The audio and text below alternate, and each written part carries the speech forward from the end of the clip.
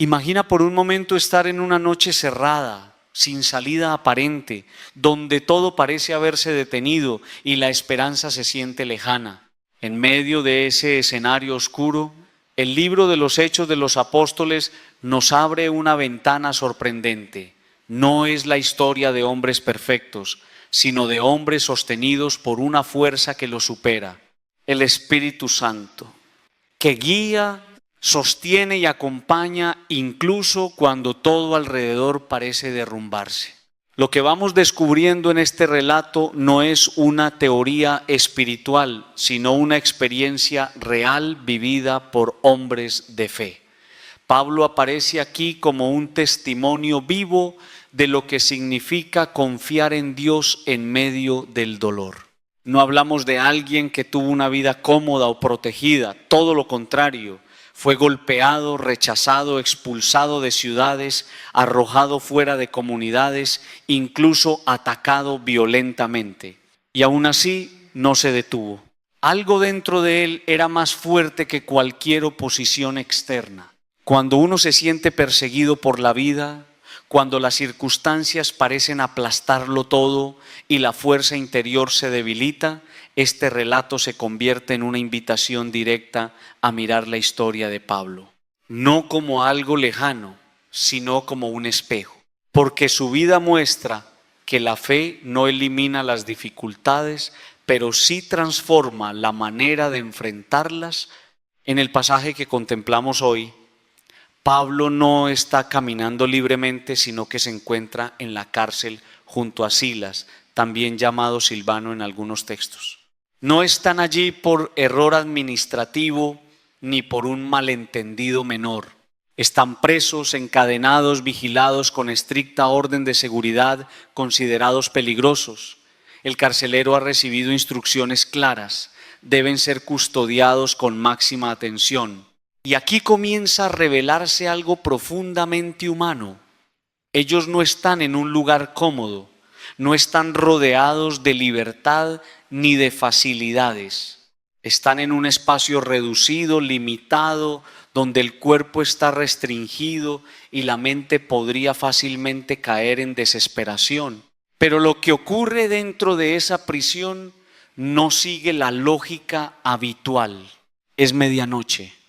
Y este detalle no es menor. En la tradición bíblica, la noche no es solo un momento del día, representa también estados del alma. La noche puede ser el símbolo de la ausencia de claridad, de la incertidumbre, del pecado, del vacío interior, de la sensación de no encontrar salida. Es ese momento en el que todo parece más pesado y silencioso. Y es precisamente en esa hora, en la más oscura, cuando Pablo y Silas hacen algo que rompe cualquier expectativa humana. No se quejan, no se rinden, no se desesperan, están orando. No están dormidos como lo haría cualquiera en una situación similar.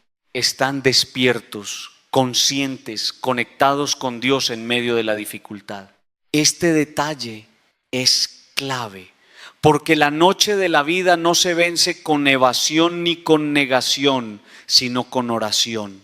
La experiencia que aquí se narra no es una fórmula mágica, es una actitud interior.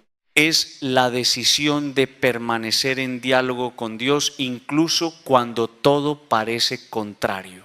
La oración en este contexto no es un recurso de última hora, sino una forma de sostenerse en medio del dolor. Y junto a la oración aparece otro elemento aún más sorprendente, el canto. Pablo y Silas no solo oran, también cantan himnos. En un lugar de encierro donde uno esperaría silencio, miedo o lamento, se escucha adoración. Y algo ocurre en ese ambiente. Los demás presos los escuchan. Esto no es un detalle menor.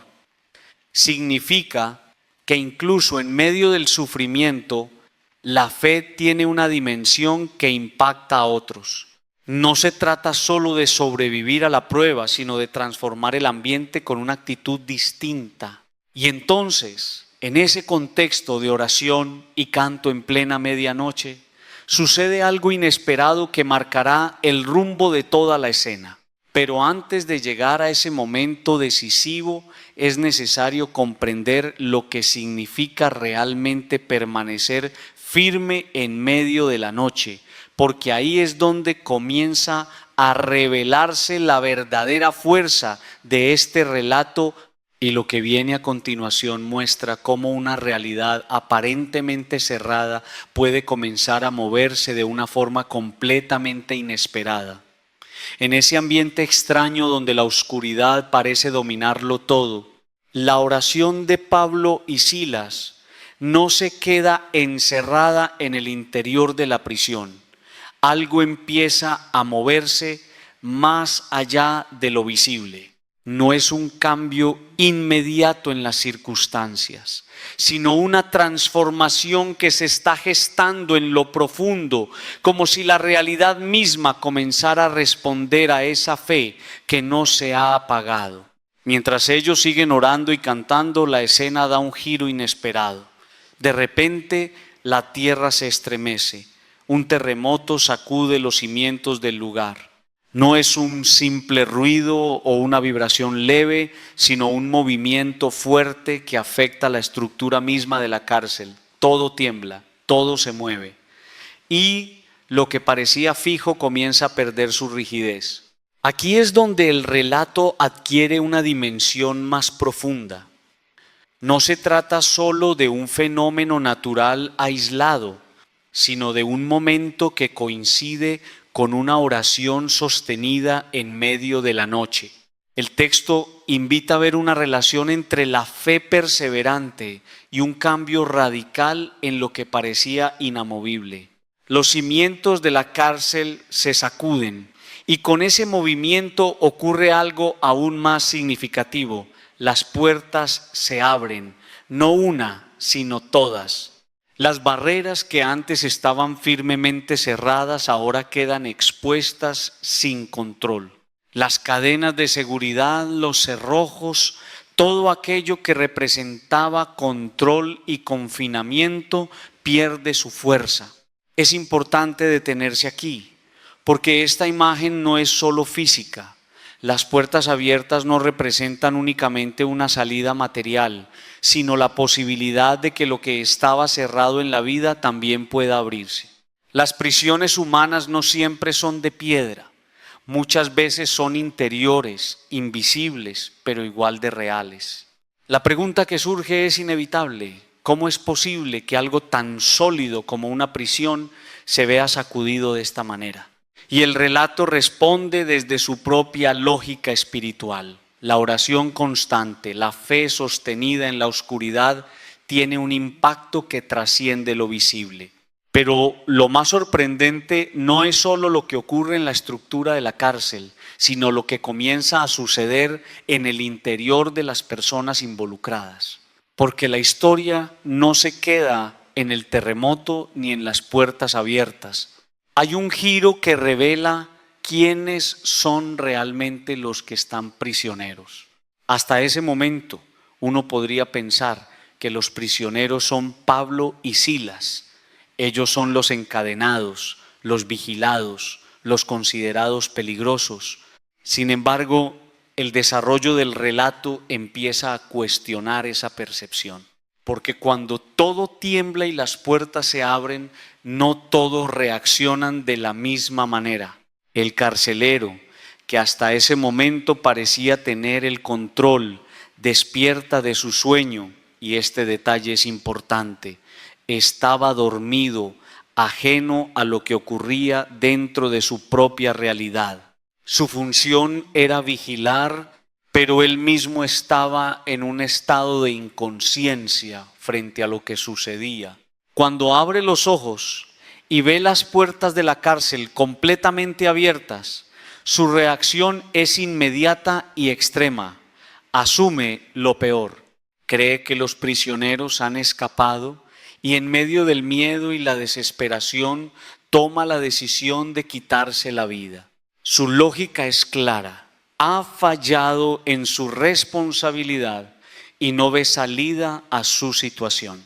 Aquí el relato da un giro profundamente humano. El verdadero encierro no está solo en las celdas, sino en la mente del carcelero.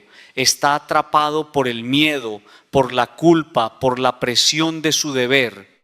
Es un hombre que, aunque físicamente libre, está interiormente prisionero. Pero antes de que tome una decisión irreversible, ocurre algo decisivo.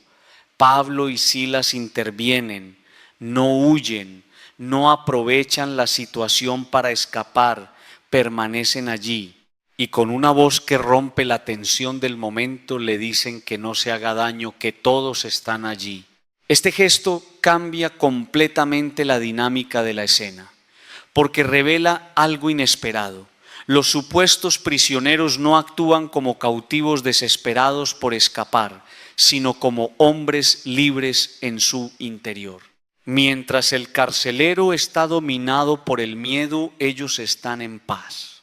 Es en ese instante cuando la historia comienza a voltear su significado. Ya no es solo una prisión física, sino un escenario donde se revela quién está realmente libre y quién está verdaderamente atrapado. Y lo que sucede a continuación abre una dimensión aún más profunda, porque el carcelero empieza a ver algo que nunca había visto en su propia vida. En medio de la tensión que sigue flotando en el aire tras el terremoto y el impacto de las puertas abiertas, el carcelero queda completamente descolocado. Lo que ha visto no encaja con ninguna de sus expectativas. Está preparado para el castigo, para el fracaso, incluso para la muerte, pero no para lo que acaba de escuchar de parte de aquellos que supuestamente debía vigilar. El relato da un giro silencioso pero profundo. El hombre que tenía autoridad sobre la prisión ahora se encuentra frente a una realidad que no puede controlar. Su reacción inicial había sido desesperada, impulsiva, marcada por el miedo extremo, porque cuando cree que los presos han escapado, interpreta su situación como un fracaso absoluto, algo que no tiene solución dentro de su mundo de reglas y responsabilidades. Pero en ese momento límite ocurre algo inesperado. Pablo y Silas no actúan como fugitivos, no aprovechan la confusión para huir, no buscan escapar de inmediato ni desaparecen en medio del caos, permanecen allí. Esa decisión, aparentemente simple, cambia por completo el significado de lo que está sucediendo. El carcelero escucha una voz que lo detiene en seco. Le dicen que no se haga daño, que no hay fuga, que todos siguen allí. Esta frase rompe la lógica del miedo que lo estaba dominando. Y en lugar de encontrar huida y desorden, se encuentra con presencia, calma y una extraña estabilidad en medio del caos. Es aquí donde comienza una transformación más profunda. El hombre que parecía tener el control del encierro empieza a perder el control de su propio interior. Algo en él se quiebra, no desde la fuerza externa, sino desde una comprensión nueva de su propia vida. Y lo primero que hace es pedir luz. Pide una lámpara.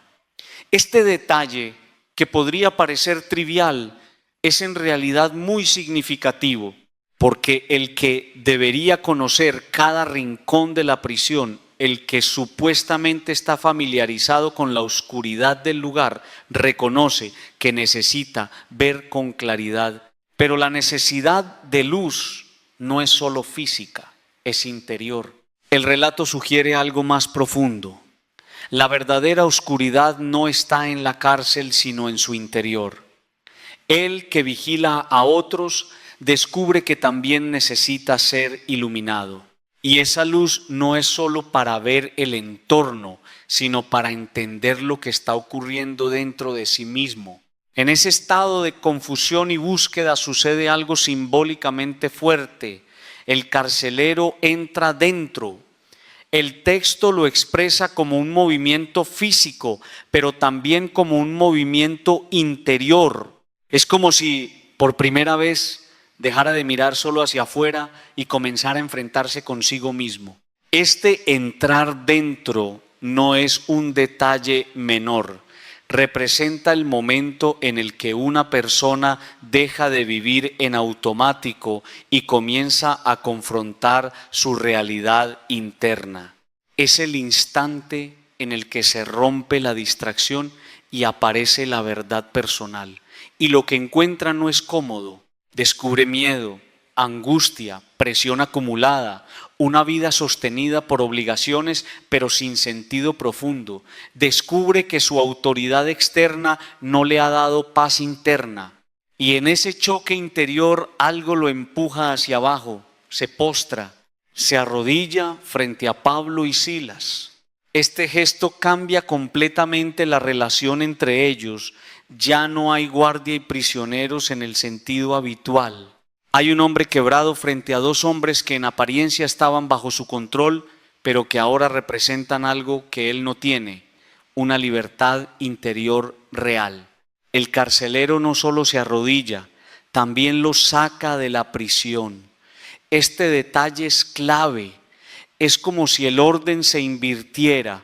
Ahora él es quien abre el espacio, quien reconoce que algo ha cambiado. Y en ese contexto de vulnerabilidad hace la pregunta más importante de su vida: ¿qué debe hacer para salvarse? Esta pregunta no surge de la teoría, sino de la experiencia. No es una duda intelectual, sino una necesidad existencial. Ha visto algo en ellos que no puede ignorar. Ha experimentado un quiebre en su manera de entender la realidad.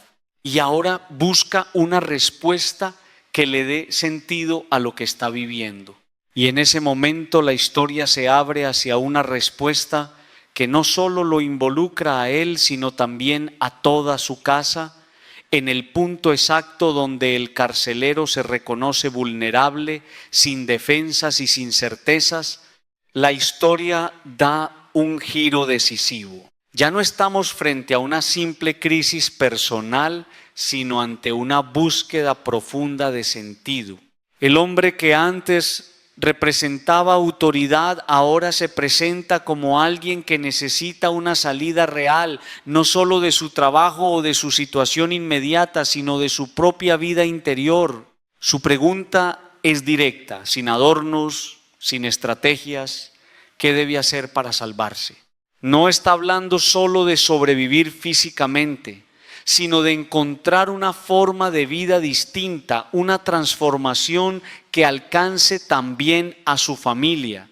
Es el tipo de pregunta que aparece cuando todo lo externo deja de sostener. Y la respuesta que recibe es tan clara como radical: creer en el Señor Jesús. No se le ofrece un sistema complejo, ni una lista de requisitos imposibles, ni un camino lleno de condiciones confusas. Se le señala una dirección concreta, una confianza personal que implica un cambio de centro en la vida. Esta respuesta no se queda en una idea abstracta, se convierte inmediatamente en una instrucción viva. El texto muestra que no solo le hablan de creer, sino que le explican la palabra del Señor a él y a todos los de su casa. Es decir, la transformación no se plantea como algo individualista, sino como una experiencia que puede alcanzar a su entorno más cercano. Aquí aparece un elemento clave. La palabra no es decoración ni adorno. No está pensada para ocupar un lugar simbólico o cultural.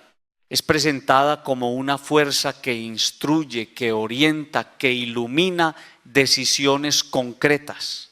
La enseñanza no es superficial, sino profundamente práctica. El carcelero, que hasta hace poco estaba en una posición de control, ahora se convierte en receptor. Escucha, aprende, recibe una visión distinta de la realidad. Y en esa misma noche en la que todo comenzó con encierro, miedo y confusión, empiezan a hacer algo completamente diferente. El relato avanza con rapidez. No hay pausas innecesarias ni procesos dilatados.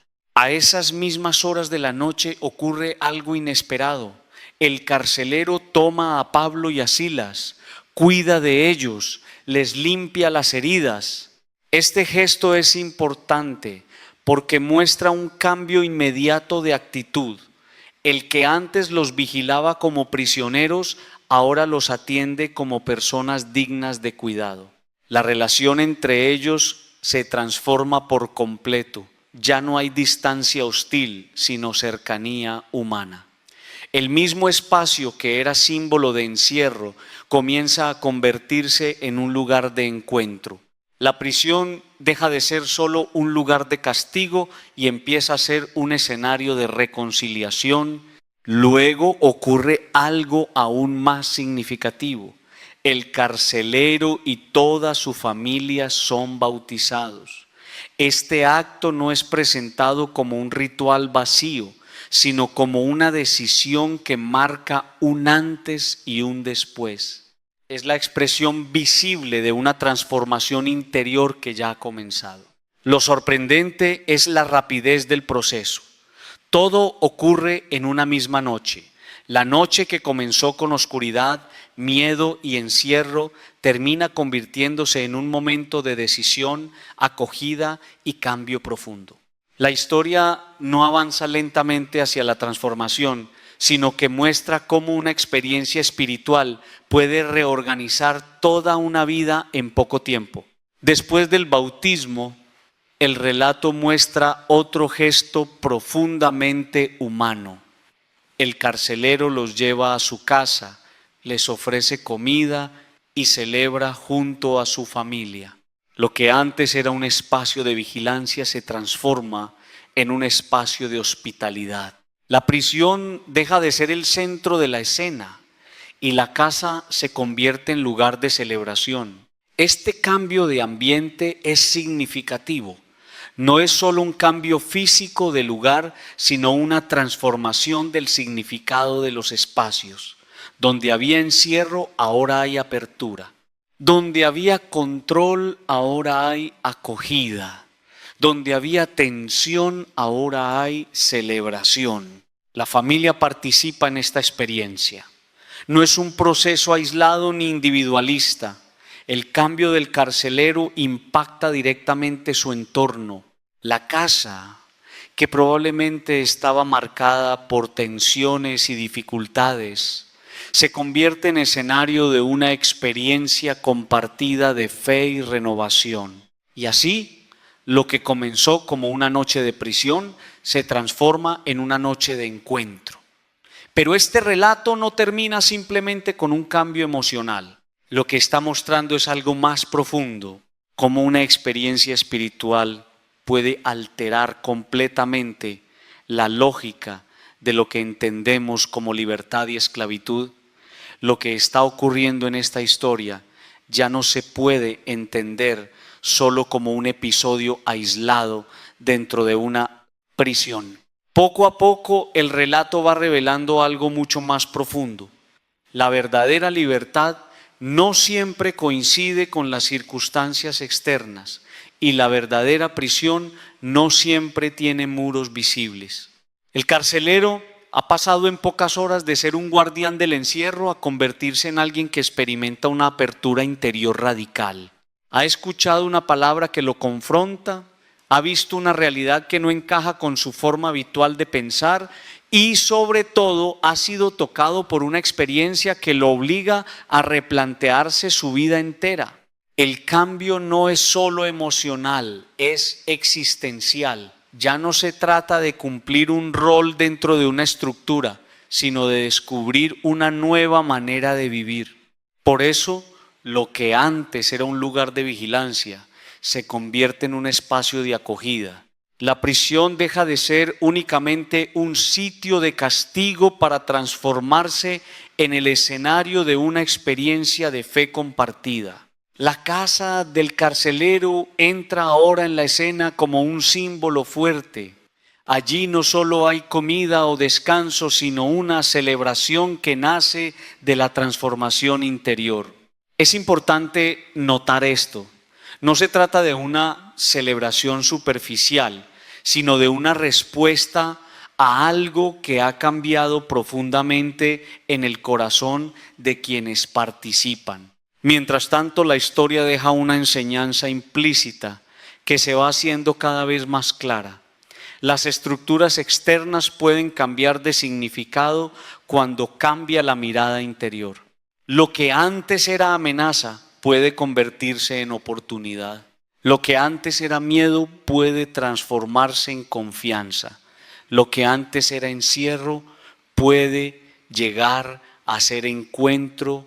En este punto del relato, el lector es llevado a una reflexión inevitable, porque la figura del carcelero ya no aparece como un personaje secundario o funcional dentro de la historia, sino como alguien que representa una condición humana más amplia.